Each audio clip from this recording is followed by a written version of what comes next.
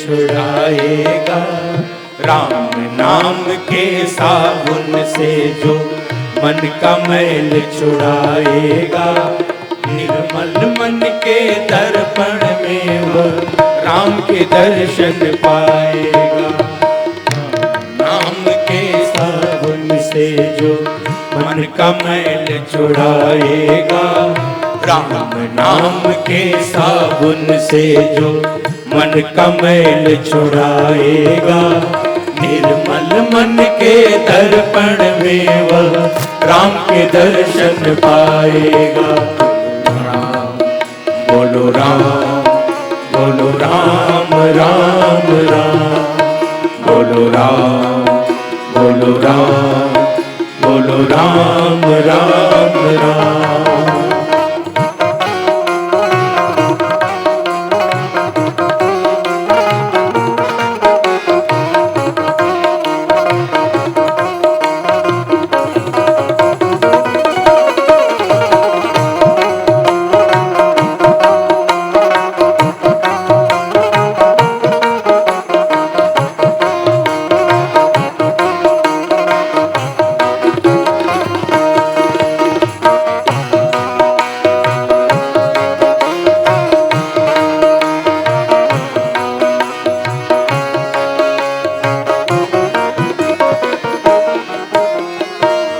शरीर अनमोल है प्राणी प्रभु कृपा से पाया है।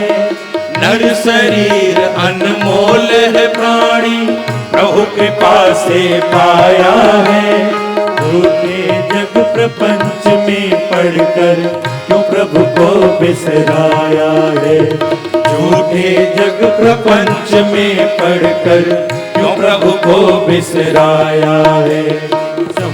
हाथ से निकल गया तो समय हाथ से निकल गया तो निर्गुण पछताएगा।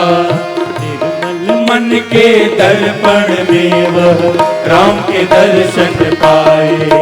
बोलो राम, बोलो राम, बोलो राम राम राम, बोलो राम, बोलो राम, बोलो राम राम राम।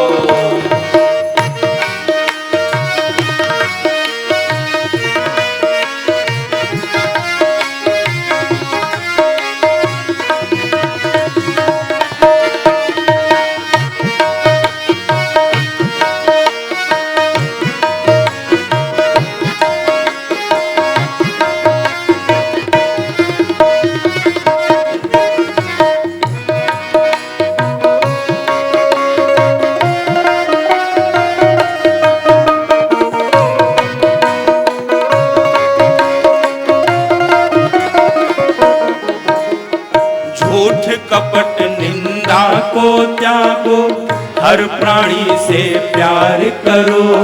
झूठ कपट निंदा को त्यागो हर प्राणी से प्यार करो। घर पर आए अतिथि कोई तो यथाशक्ति सत्कार करो। घर पर आए अतिथि कोई तो यथाशक्ति सत्कार करो। पता नहीं किस रूप में आकर, पता नहीं किस रूप में आकर नारायण मिल जाएगा। निर्मल मन के दर्पण में वह राम के दर्शन पाएगा।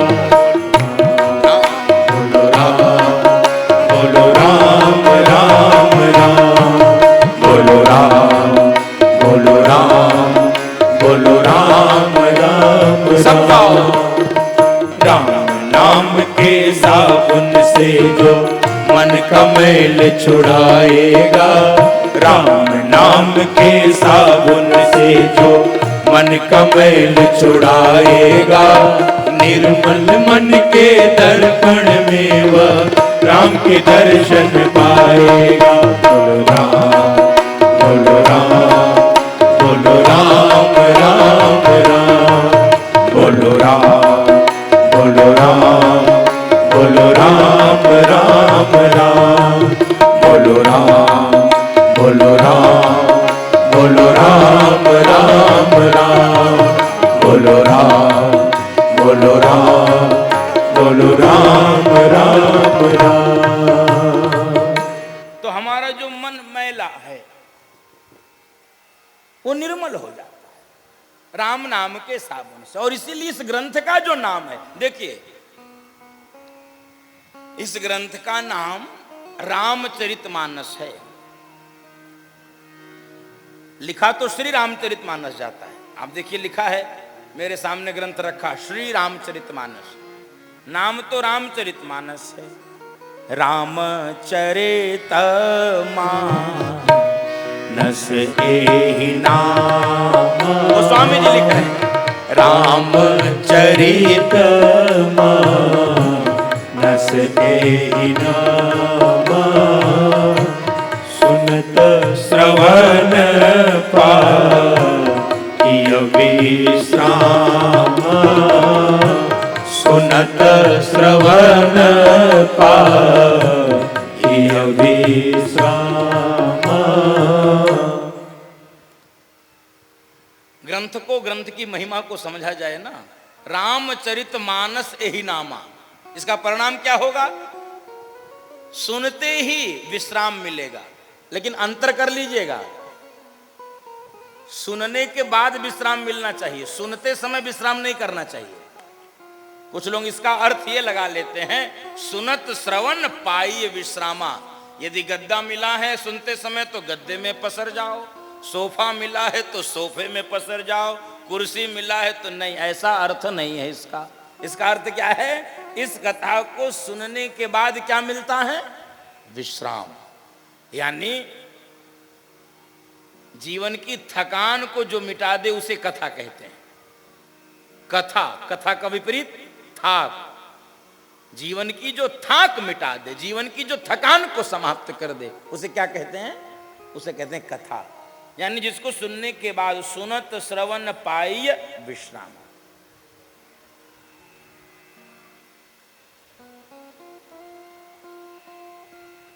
उसका नाम है रामचरितमानस। इसमें श्री क्यों आ गया? क्यों आ गया? श्री रामचरितमानस में किसको कहा गया है? उभय बीच श्री सोहति कैसी, उभय बीच श्री सोहति कैसे, ब्रह्म जीव बीच माया जैसी, ब्रह्म जीव बीच माया जैसे। श्री किसको कहा गया है?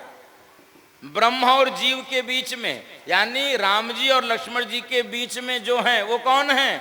वो श्री हैं। श्री यानी श्री सीता जी, श्री किशोरी जी, यानी ये श्री सीता रामचरितमानस है। बंधु माता, ये श्री सीता रामचरितमानस है। बोलिए राम कथा महामहोत्सव की। अरे क्यों आफत कर दिया पानी देकर, हैं? एक घंटा भी कथा नहीं चली, प्यास लग गई। कथा बोल रहे हम, 3 घंटा रोड शो किए हम, 11 बजे थौरी से चले, 2 बजे पहुंचे गौरीगंज। हैं? प्यास हमको नहीं लग रही, इन लोगों को लग रही। पहले पानी पी लो फिर कथा होएगी। हाँ, पिलाओ पानी सबको। गुड़िया, हाँ सबको पानी पिलाई दे। तुम वहाँ से उठो, अच्छा उठो वहाँ से तुम। हाँ, पानी मत दो किसी को, चलो। हाँ, बोलो भक्तवत्सल भगवान की। मेरी प्रार्थना है कथा सुनिए, कथा अपनी कथा मत सुनाइए। और कथा में मन लगे तभी कथा मंडप में आइए, नहीं तो घर में रहिए। कथा में मन लगता हो तो ही कथा में आइए, स्थायी सूचना है।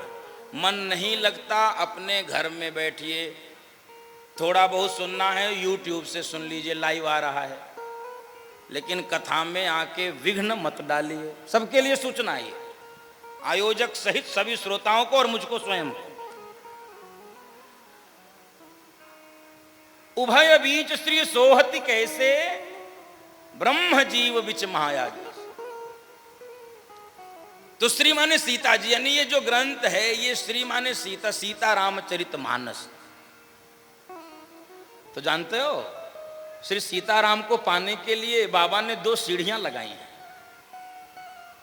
लक्ष्य क्या है, हेतु क्या है? हेतु है श्री सीताराम जी का दर्शन। आहा, सब साधन कर सुफल सुहावा, सब साधन कर सुफल सुहावा, लखन राम सिया दर्शन पावा, लखन राम सिया दर्शन पावा। सब साधन कर सुफल सुहावा, सब साधन कर सुफल सुहावा, लखन राम सिया दर्शन पावा, लखन राम सिया दर्शन पावा। सब साधन का परिणाम क्या है? श्री सीताराम जी का दर्शन लक्ष्मण जी सहित, यही तो प्रयोजन है। उनका दर्शन हो, क्यों नहीं हो रहा है? क्योंकि 2 सीढ़ियां चढ़ नहीं पा रहे हैं। भगवान तो बैठे दर्शन देने के लिए, भगवान तो आपको गले लगाने के लिए बैठे हैं। 2 सीढ़ियां हम नहीं चढ़ पा रहे हैं। कौन कौन सी? मानस की और चरित की। यही तो पूरा नाम है, रामचरित मानस। मानस की और चरित की 2 सीढ़ियां चढ़नी है। तीसरे पर भगवान प्रतीक्षा कर रहे हैं, बाहें फैलाकर अपने भगत की प्रतीक्षा कर रहे हैं। आवे तो कोई जिसका मन निर्मल हो गया है और जिसका चरित्र पवित्र हो गया है। इन्हीं 2 सीढ़ियों को चढ़ना है। और दुर्भाग्य से मन मलिन हो गया, चरित्र पतित हो गया, भगवान बैठकर प्रतीक्षा कर रहे हैं। भगवान प्रतीक्षा कर रहे हैं, मन निर्मल हो, चरित्र पवित्र हो। तीसरे तल पर भगवान बैठ के आहा गले लगाने को तैयार है, गले लगाने को। यानी ये जो पूरी कथा है ये आपके मन को निर्मल करती है, समझिए, और चरित्र को पवित्र करती है। इसलिए लिखा जाता है पतित पावन सीताराम। आहा, जो पतितों को पावन कर देते हैं वो श्री सीताराम जी हैं। इसलिए इस कथा में जिनका मन मैला है, कोई बात नहीं, कपड़े में धूल लग जाती, कपड़े में गंदगी आ जाती है, वही कपड़े धोबी घाट में आकर पुनः स्वच्छ हो जाते हैं। बंधु माताओं, भले हम मैले हैं, कुचैले हैं, भले हम अपवित्र हैं, भले हम पतित हैं, लेकिन इस राम कथा के मंडप में बैठकर हम निर्मल हो जाएंगे। ये इस कथा का परिणाम होता है। ये व्यासपीठ का विश्वास।